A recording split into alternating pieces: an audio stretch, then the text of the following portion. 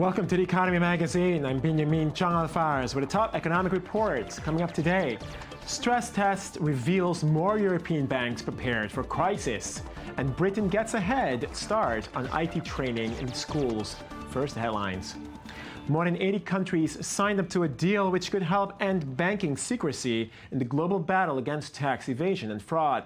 51 countries agreed to an automatic exchange of information between their national tax authorities from September 2017, and 30 more agreed to join in 2018.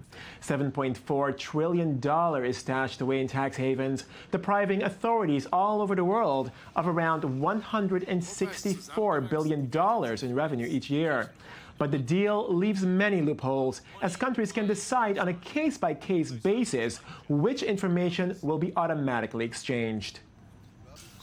Europe has evolved, the world is connected. Communication technology means it is easier to transfer money across continents and therefore not pay taxes. That is why the automatic exchange of information is a pragmatic and effective way to deal with the problems for global governance.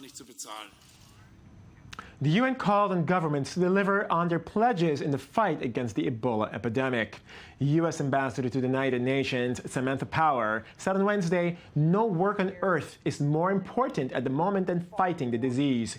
Trained medical personnel who can operate clinics, material, and money are three basic things the UN said it needs to get the crisis under control.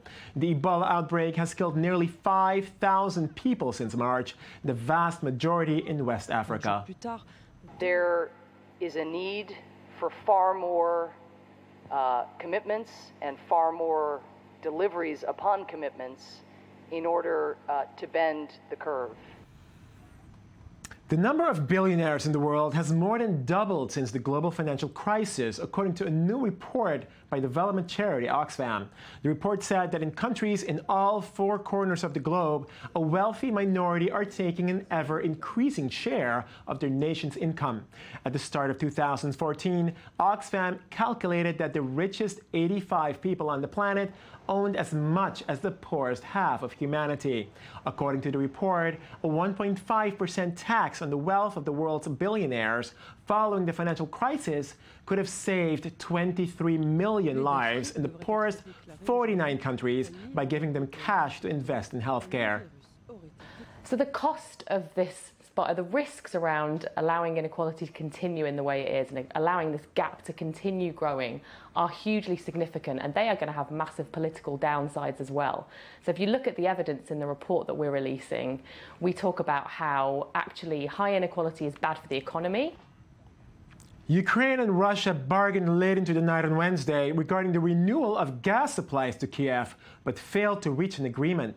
Russian state utility Gazprom halted supplies to Ukraine in June, citing Kiev's unpaid gas bill, which Moscow says is around $4.5 billion.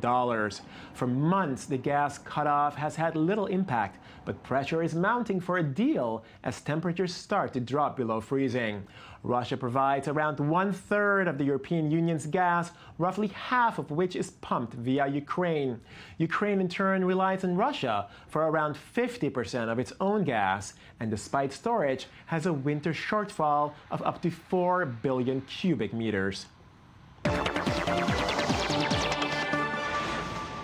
The European Central Bank said 25 of the EU's 130 top lenders failed landmark health checks at the end of 2013, but most have since repaired their finances. The following report by I24 News reporter Daniel Roth looks into the significance of this stress test.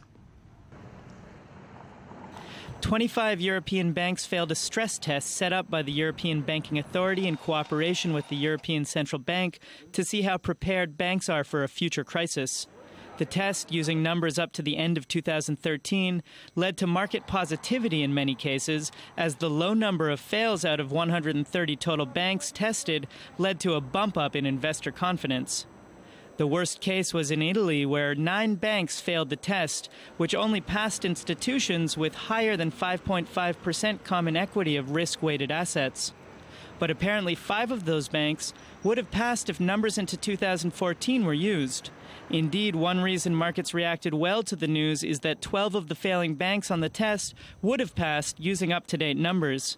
And despite growing public debt and ongoing recession, the Association of Italian Banks spun the results into good news, according to Reuters. Notwithstanding this extreme condition, which would imply a collapse of the Italian economic system, only 2 banks failed the exam. In Greece, 3 banks posted poorly on the test, but again, given up-to-date numbers, only 1 Greek bank with a small shortfall would have failed. But there's a noticeable gap between countries with faster-paced regulatory processes and those lagging. Sweden, Norway, Poland, Hungary, Britain, and Denmark all implemented new rules much quicker, leaving them ahead of the game in most cases. While on the other side, 5 German banks would have failed the test under tighter Basel III rules, but only 1 did under current regulation. Meanwhile, French shares saw a bump of 2 to 3% after the results were released earlier this week. Investors, it seems, were confident after that country's banks did fairly well with only 1 institution failing.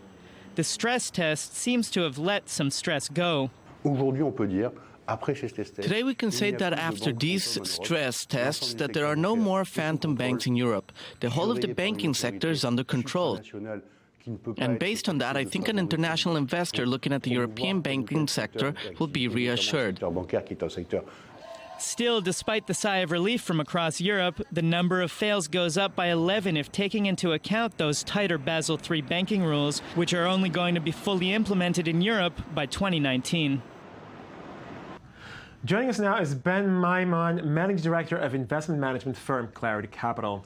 Mr. Maimon, thanks for joining us. Thank you for having me. So in terms of the banks, the tests, are the results positive or negative, and for whom? Well, I would say that generally the results were positive, and I think that that's consistent with the market's view of the results, as well as the banks broadly in Europe rebounded after the results came out.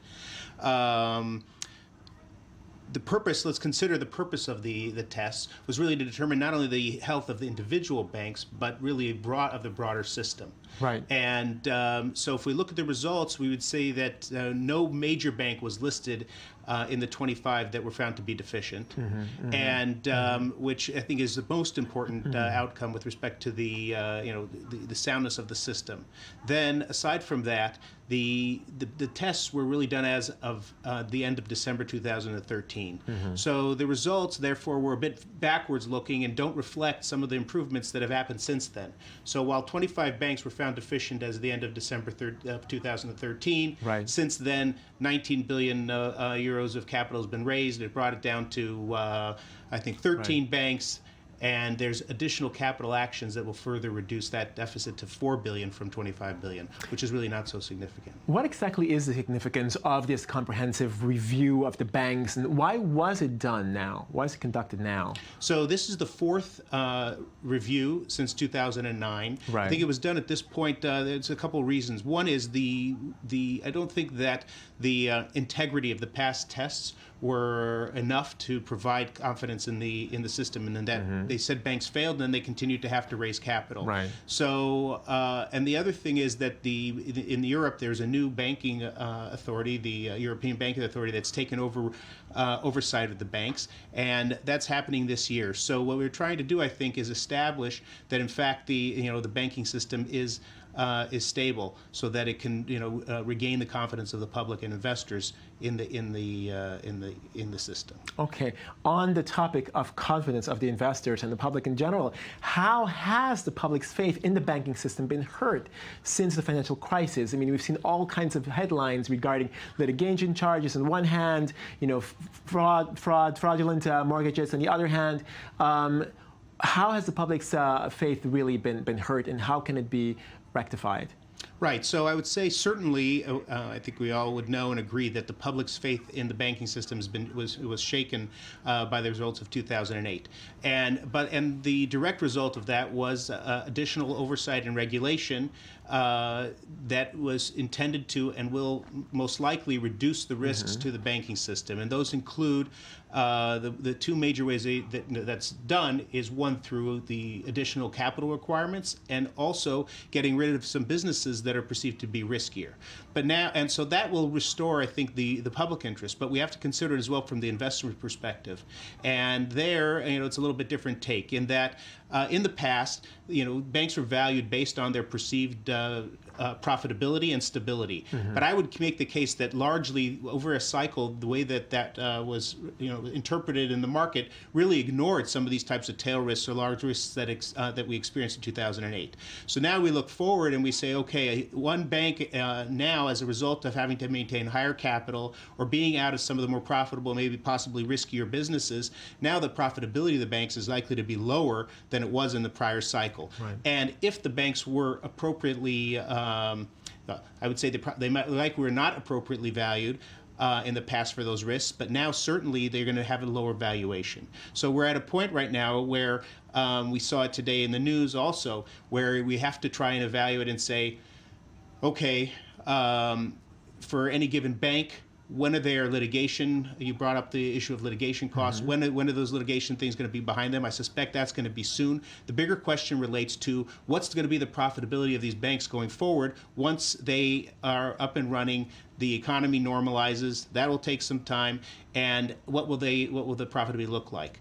And I would make one final point that's really what's important is that a lot of, historically, bank stocks have been dividend payers, and people are very focused that since these banks have been trying to rebuild their capital levels, the dividends have been reduced.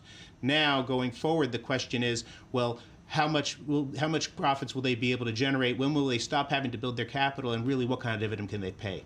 Right, well, I guess time will tell. Yeah. Thank you very much, Ben Maimon, Managing Director of investment management firm Clarity Capital. Thanks for joining us. Pleasure, thank you. Thank you. We move on now to the UK, where coding has become compulsory for children as young as 5 in primary schools, making it the first major world economy to overhaul its IT teaching and put programming at its core. More in this report. Students playing around with computers is a common sight these days, but this is no game. These children are actually learning the basics of coding. It's fun.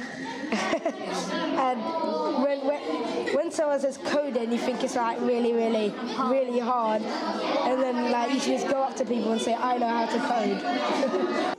This key skill is now compulsory in all schools in the United Kingdom from the age of 5. It's not just about learning lines and lines of programming text. The tools these children are using are much more user-friendly and even ties in with their other lessons.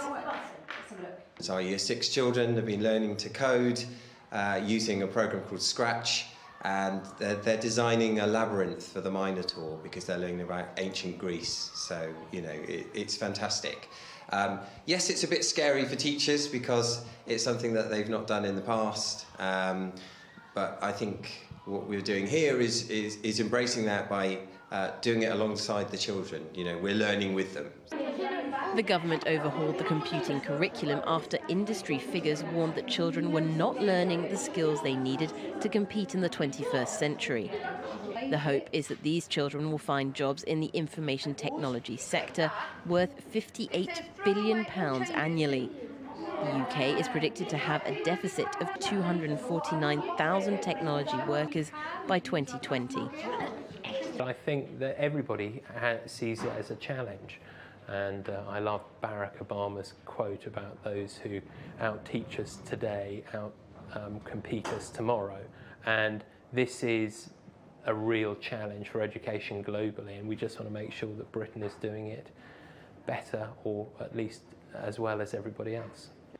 Other countries are already considering similar classes.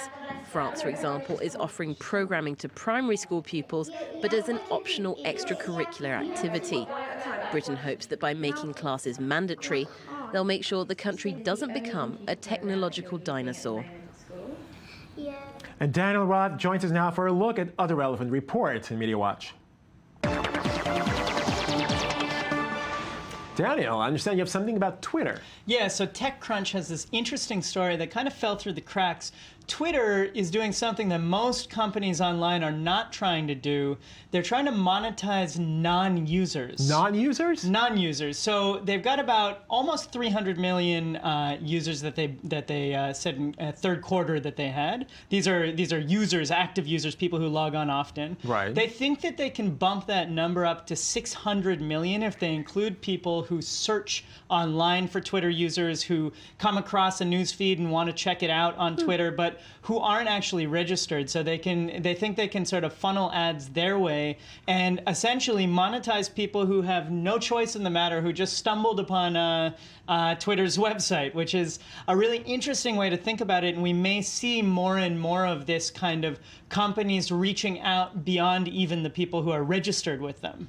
I guess you have to have some gullible users out there as well. Well, Daniel Rutt, thanks for joining us on Media Watch. That's the end of this edition on Economy Magazine, your daily source for economic and financial reports at I24 News. I'm Benjamin Chong-Faris. Please send us your comments via the feedback link at the bottom of our page and continue to watch us next week.